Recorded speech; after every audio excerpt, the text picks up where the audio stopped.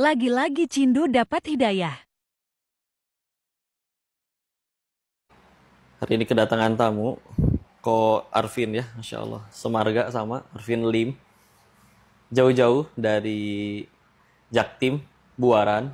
Ini kalau ke tempat Koko tadi sekitar 1 jam 50 menit. Berkendara sendirian. Pengen tanya-tanya tentang Islam, Masya Allah. Justru Koko yang penasaran dan pengen terima kasih. Oh, Alhamdulillah pengen ajak ngobrol-ngobrol. Isi banyak ya, udah mau Sama-sama kok. ngobrol bareng di sini. Mudah-mudahan hajatnya ke sini, pengen menanyakan sesuatu, sayanya dibimbing untuk mudah-mudahan ada jawabannya. Karena sayanya nggak bisa apa-apa, nggak bisa ngasih hidayah, nggak bisa jawab apa-apa selain kalau nggak ditolong Allah aja. Pengen ke sini tuh kenapa? Sejujurnya pengen ketemu Ko Denis juga banyak ingin belajar agama ya. Jujur karena selama ini seperti sebelumnya yang saya ceritakan gitu, dari kecil saya sekolah di lingkungan Katolik sampai besar, sampai SMA dan kuliah di Stay Rawamangun. Mostly teman-temannya itu adalah Muslim. Saya juga kurang lebih terinfluence sama teman-teman sekitar. Jujur pribadi saya juga agak, saya tidak menyalahkan siapapun, tapi mohon maaf juga sebelumnya, saya agak merasa tidak mendapatkan pelajaran agama terkait agama Buddhis terutama. Jadi kayak nggak ada arahnya gitu. Nah sekarang saya ingin ketemu Koko juga untuk belajar gitu kan. Dan saya ingin belajar juga ke depannya untuk menjadi manusia yang lebih baik lagi. Amin ya Allah.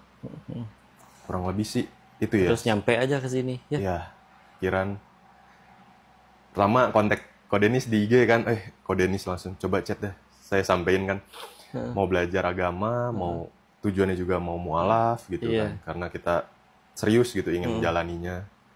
Nah, disambut juga ternyata nggak lama langsung direspon. Yang kalau Instagram yang megang itu ada tim media. Jadi ngebantu filter, kadang ada yang masalahnya macem-macem. Ada yang minta dilunasin utangnya kalau jadi online dan lain-lain. Nah, ini pengen belajar agama, Masya Allah. Untung nggak kena filter ya kok saya. Alhamdulillah. Oke. Jadi sejauh ini tapi sehat orang tua ya? Masih lengkap semua berarti? Masih lengkap. Alhamdulillah. Dan kalau yang keseharian itu setiap sepekan sekali apakah kayak masih ke wihara gitu?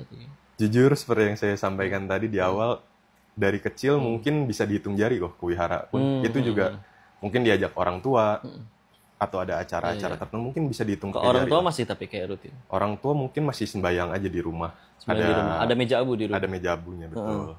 Iya, ya kalau di rumah Popo baru masih ada meja abu. Kita orang Hokian juga sama-sama, terus Sehnya juga sama. Terus emang yang Koko tahu sih emang kalau orang Buddha itu, ya Buddhis itu cinta kasih universal. Bahkan untuk jadi Buddhis yang baik itu setahu Koko ya, nggak harus setiap pekan rajin ke wihara. Kamu hidup baik aja udah. Maka ya sudah jadi Buddhis yang baik. Ya. Ada yang mau mulai ditanyakan lagi dulu atau apa, silakan. Ya, awalnya sih saya juga coba kontak Ko Denis kan juga ingin belajar mengenai agama Islam gitu. Saya juga inginnya dapat guru yang terbaik gitu. Nggak mau kayak mungkin yang di sekitar rumah mungkin ada gitu kan, masjid-masjid di sekitar rumah. Tapi pengalaman pribadi saya juga kurang baik gitu di lingkungan rumah gitu kan. Dari pas kecil suka main di lapangan masjid di belakang rumah. Tapi orang-orang di situ mohon maaf sebelumnya tanda kutip masih agak rasis gitu. Jadi saya ada keraguan gitu juga. Kayak ada keraguan kayak mau belajar kemana ya, atau ke yang dekat rumah. Tapi ya mohon maaf sebelumnya ada rasa dulu mereka kok begini ya, kayaknya harusnya ajaran yang benar nggak begitu gitu, toleransi. Ya berarti Agus bisa menilai bukan ajaran agamanya, itu mah orangnya. Betul. Ya kita juga pernah ngalamin ya, lagi pertama awal-awal belajar Islam di masjid diterakin, "Woi Cina, ngapain?" Ya gimana, emang nggak bisa milih lahir mau di keluarga yang mana. Betul. Jadi ya sudah, alhamdulillah. Terus akhirnya nyampe ke sini. Akhirnya ya entah gimana mungkin juga dapat hidayah. Jujur saya juga ada mimpi 2 kali gitu. Mimpi pertama. Mimpi apa tuh? Udah lama mimpinya? Beberapa bulan yang lalu mungkin. 2-3 bulan yang lalu mimpi mau mualaf, mau belajar Islam. Gitu. Mimpinya benar-benar sama di 2 kali itu? Enggak, yang kedua saya lucunya nih mohon maaf ya kok. Yang kedua saya mimpinya ketemu Ustadz Felix. Oh, gitu. Ustadz Felix Yao. Kita undang aja lah beliau. Sibuk beliau tapi ya. Rumah Ustadz Felix dekat tau dari sini. Oh dekat juga di sini. Paling 15 menit. Oke, iya. Mimpinya yang kedua tuh lucu gitu. Ketemu Ustadz Felix, saya tepuk bahunya. Ustadz, aduh kemana aja sih? Saya mau belajar juga. Nggak direspon-respon gitu mimpinya kayak gitu. Udah kebangun aja dari mimpi. Dari tidur. Oke, ya sudah. Apa berarti yang pengen ditanyakan atau yang digusarkan atau terserah saya mau ngomong apa? Iya sih. Sebenarnya yang saya pengen tanyakan sih itu pertama, apa sih yang sebenarnya yang harus saya pelajari gitu? Karena kan memang nol besar ya ibaratnya ya untuk belajar agama lagi. Ini saya mau mulai lagi dari awal supaya benar nggak melenceng. Apa gitu? Ibaratnya kayak apakah ada starter pack-nya yang harus saya pelajari dulu atau alat-alatnya atau buku apa yang perlu saya baca dulu gitu Pak? Ya, pertama istilah. Akhirnya kan orang ketika beragama itu bagusnya dengan rasional ya. Dengan akalnya masuk dulu. Kau meyakini kalau ketemunya Ustadz Felix, beliau akan akal banget. Beliau akan sebagaimana beliau menggunakan akalnya untuk berpikir siapa itu yang nyiptain kita, untuk apa kita diciptakan, setelah mati akan kemana. Lalu kalau standar yang kedua memang ada nuraninya, dimana kita ngelihat memang seharusnya kalau belajar agamanya benar, terutama belajar agama Islam, tentu akan jadi makin baik, makin jadi manfaat bagi banyak orang. Memang kalau misalkan dari awal banget, Koko juga dulu nyari ya, karena sekolahnya sekolah Katolik sama TK sampai SMA. Dan Koko cukup lama besar dengan Popoh, yang beliau Buddha. Dipanggilnya bisa jadi kalau di orang kan ada yang manggil Amah, ada yang Popoh juga ya. Terus jadi makan babi juga dan yang lain-lain. Jadi sempat diselidiki atau dicari tahu juga bagaimana konsep ketuhanan menurut, ya memang Koko belajarnya paling di Katolik Kristen, sama Islam, sama paling Buddha. Dan Buddha yang kau tahu tuh kayak begitu, cinta kasih universal. Tapi akhirnya gara-gara tinggal di Thailand, kau jadi dapat kesimpulan kalau sekedar baik aja, kita mungkin bisa sepakat semua agama itu ngajarin kebaikan itu betul. Tapi masalahnya baiknya menurut standar apa dulu atau standar siapa dulu. Karena mohon maaf, orang yang akhirnya pada usaha judi di Thailand itu juga mereka merasa diri mereka baik. Karena pelanggannya nggak saya paksa. Ya kan, nggak pernah nodongin orang, lu harus judi nggak, enggak. Begitu menang juga harus dibayar. Jadi gue zolimnya di mana? Bahkan termasuk orang-orang yang mohon maaf laki-laki jadi perempuan di sana. Ya, saya zolimnya di mana? Saya bayar dokternya senang dengan bayaran saya. Saya kalau sakit pun saya rela. Kalaupun akhirnya setelah jadi setengah perempuan saya jual diri juga, pelanggannya nggak pernah ada yang saya paksa. Kita suka sama suka, mereka pengen ngasih duit. Tanpa saya buka tarif pun mereka ada yang ngasih duit. Jadi saya zolimnya di mana? Jahatnya di mana? Dan jangan heran kalau mereka juga tetap rajin ngasih ke orang tuanya, sopan ke orang-orang, bahkan ke tempat ibadahnya masing-masing. Oh, jadi ternyata kalau nemuin suatu insight ya, bahwa kalau misalkan baik, tapi menurut kita, ya jadi terserah mereka gitu. Yang penting aku tetap begini ke orang tuaku, tetap begini ke tempat ibadahku. Nanti mau kayak gimana pun, ya sudah. Bagiku aku sudah jadi orang baik. Nah, tapi kalau dalam Islam ternyata bedanya adalah baiknya menurut yang maha baik, menurut aturan Allah. Kita punya aturan apa yang boleh, ada yang tidak boleh. Yang ternyata kalau kita terapin itu jatuhnya bukan untuk supaya ngebikin kita ribet. Tapi kalau sudah sampai dilarang pasti karena itu buruk buat kita. Kalau udah sampai disuruh pasti itu karena yang terbaik buat kita. Ibarat kita bikin aplikasi atau bikin mesin cuci atau bikin mesin. Kan kita tahu ini cara terbaik ngegunain mesin ini tuh gimana. Karena kalau orang nggak ngerti nanti dia ada yang beli kulkas buat dijadiin lemari. Ya kan? Karena bisa sih bisa, cuman kan nggak sesuai fungsinya kan. Nah kita ada yang bikin nih, kita yakin nggak tiba-tiba jreng simsalabim ada, pasti ada yang bikin. Maka ternyata ada yang disebut bahwa ini adalah wahyu atau yang diucapkan oleh pencipta kitanya. Yang sejauh ini Al-Quran sudah ada selama nyaris 15 abad, nggak pernah berganti, nggak pernah berubah, dihafal banyak orang, sanggup merubah miliaran orang. Jadi agak penasaran juga dulu ke sana. Dan juga ketika bicaranya tadi tentang baiknya menurut siapa, ada tambahan lagi. Dulu ceritanya kan semua orang pasti pengen bahagia ya. Salah jalannya Koko, ngerasa bahagianya dari duit, makanya ke Thailand, buka kasino. Cuman ternyata orang pengen kaya itu ternyata salah satu alasannya karena belum pernah kaya aja. Karena begitu udah kaya ternyata ada juga yang bahkan lebih kaya tapi lebih tidak bahagia, itu juga pasti ada lah. Kita pasti kenal orang yang selama kita hidup ini yang dia lebih nggak punya apa-apa dari kita tapi lebih ceria, atau juga yang lebih punya segalanya tapi ngambek melulu dan lain-lain. Nah, ternyata ada celetukan kayak begini. Siapa dong orang yang bahagianya tanpa alasan, tanpa batas? Ada yang nyeletuk, itu mah cuman orang yang udah dekat dengan Tuhannya kali. Saya mikir, kalau di Katolik, Kristen, iya ada para nabi juga. Iya juga ya, mereka dijahatin umatnya iya, dijahatin kaumnya iya, pahala banyak, dosa nggak ada, tapi tetap jadi orang baik. Dan ternyata di dalam Islam juga ada kisah-kisah seperti itu. Saya penasaran, iya juga ya, ngapain ya? Kita sendiri kan kadang kalau pengen baik, kalau misalkan kita ngomong kayak contoh karma ya, kenapa kamu baik? Biar dia baik. Kenapa kamu nggak jahat? Ya takut dijahatin sama orang. Terus kalau orang berhenti baik, kita juga berhenti baik gitu. Kalau mereka-mereka tadi, orang yang katanya sudah dekat dengan Tuhannya, segitu baiknya, padahal hidupnya berat banget, padahal dijahatin orang banget, ngapain tetap baik gitu? Apa yang mereka bela sih? Apa yang mereka kejar?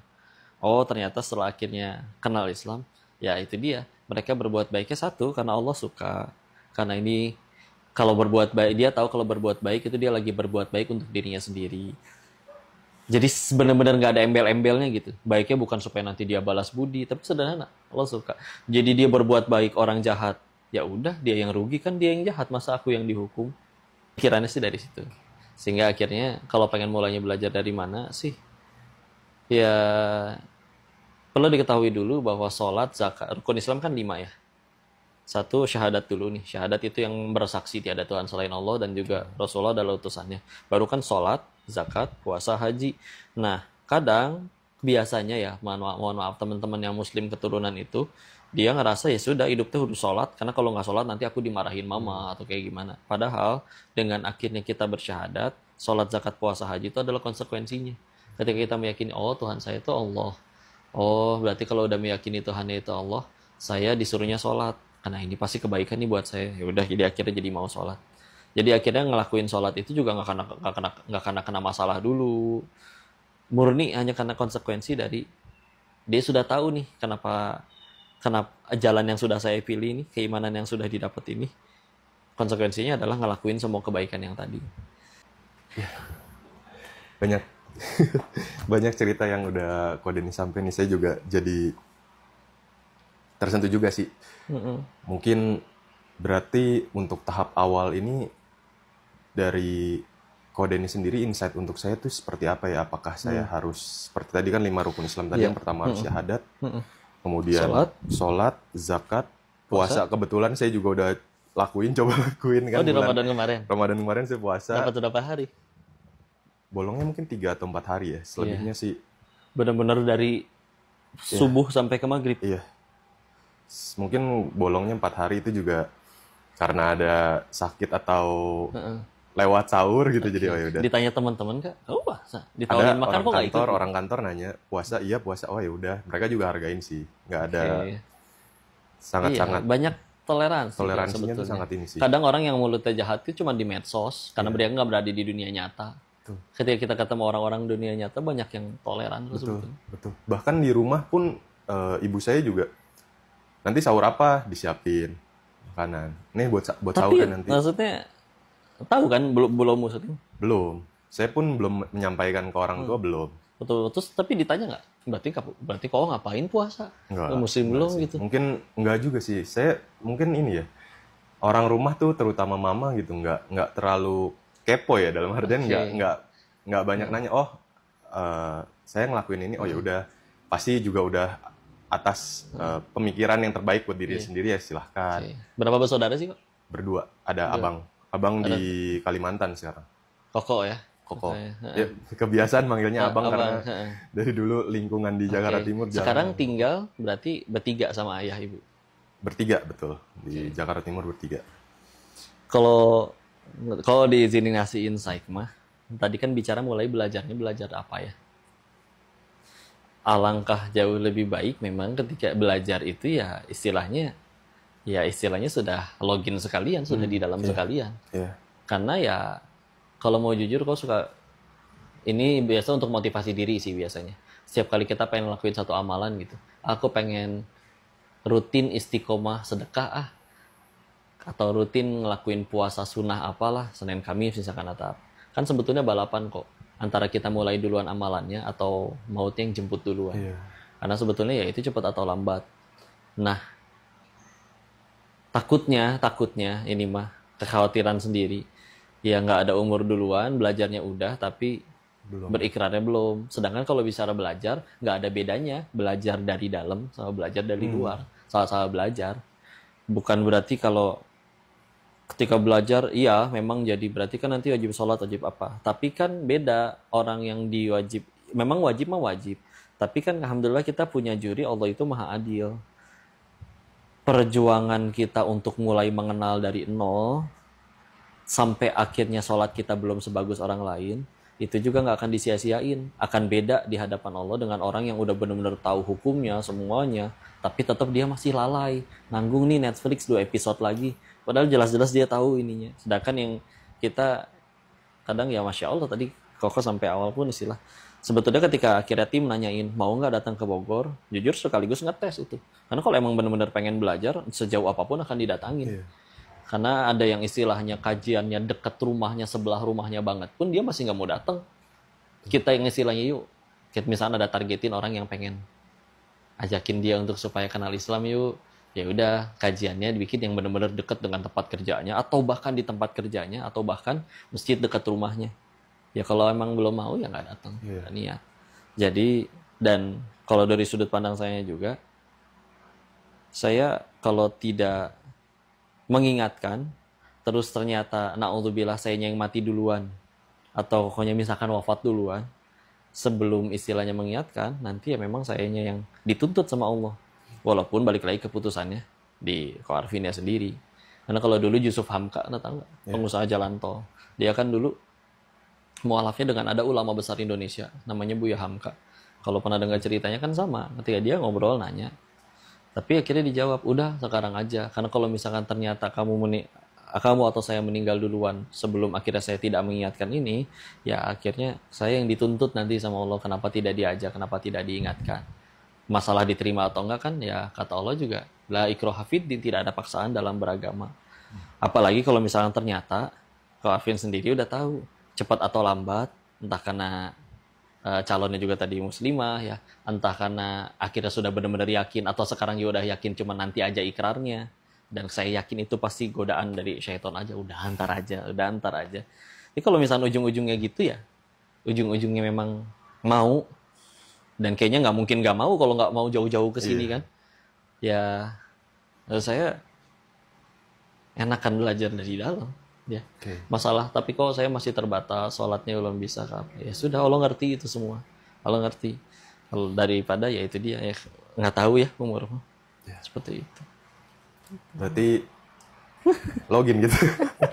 Ya terserah kokohnya. Iya. Kalau saya sih dari kode ini juga, saya juga berusaha milih guru yang terbaik untuk saya gitu. Saya diarahkan entah bagaimana ketemunya Kodenis.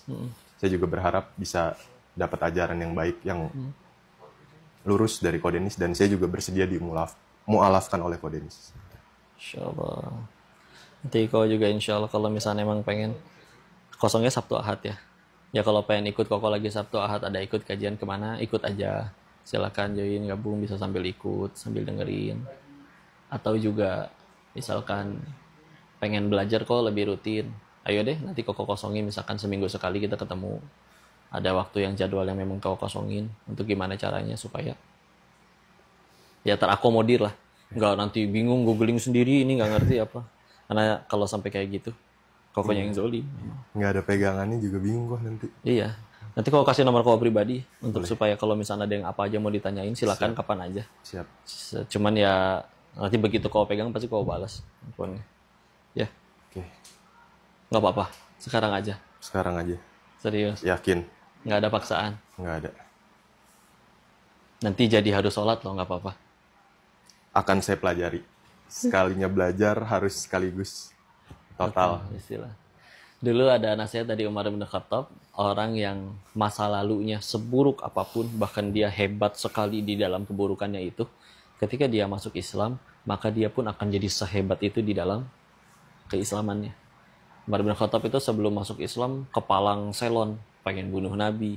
Tapi ketika akhirnya kena cahaya Islam, dia memang ya melejit melebihi sahabat-sahabat lain yang akhirnya juga masuk Islam juga. Tapi begitulah memang hukum dari Allahnya. Asal tadi dia benar-benar mau belajar.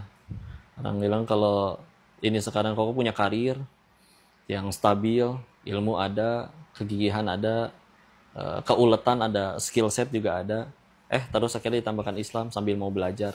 Kalau kok nggak heran sih kalau suatu saat ada ya kebesaran baik di dunia atau di akhirat yang akan menjadi kelebihannya. Amin. Ya itu mah tapi bonus aja dari Allah. Yang lebih mahal lagi kan adalah Allahnya ridho, hati diturunkan tenang, damai. Gitu. Udah siap berarti? Siap. Izin ya, habis salaman ya. Ya. Udah hafal belum? Sambil dibimbing ya. Tolong dibimbing. Ya. Bismillahirrahmanirrahim. Asyhadu an la ilaha illallah la ilaha illallah wa asyhadu anna Muhammadan Rasulullah. Aku bersaksi bahwa tidak ada Tuhan kecuali hanya Allah, dan aku bersaksi bahwa Muhammad adalah Rasul utusan Allah. Alhamdulillah. Saya